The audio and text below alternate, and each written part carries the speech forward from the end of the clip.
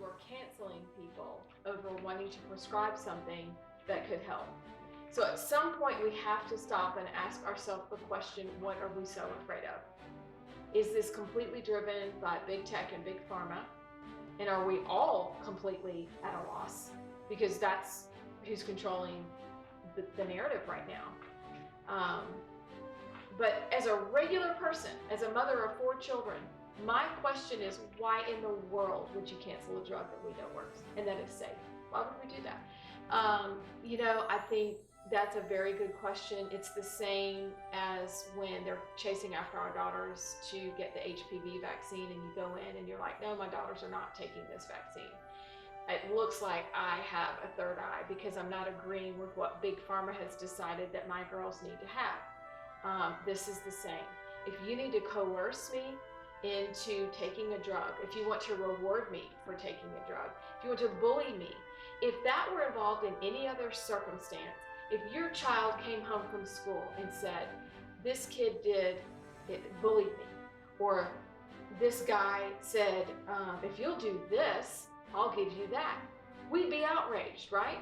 I mean, I keep trying to convert these conversations that you see, like local colleges that are giving gift cards and are giving certificates up to $500 and rewarding them. To me, that's no different than the candy man that our parents warned us about when we were little kids. Coming by, hey little girl, do you want some candy? That's creepy. And this is what passes for acceptability? It makes no sense to me at all. And I don't know why among the people that are saying, hang on, that we can't convince more people to at least stop and consider that if this were any other circumstance, any other situation, we'd say that is unacceptable behavior. But here, because our betters know more than we do, then we should just listen. We should just shut up and listen. I call that abuse.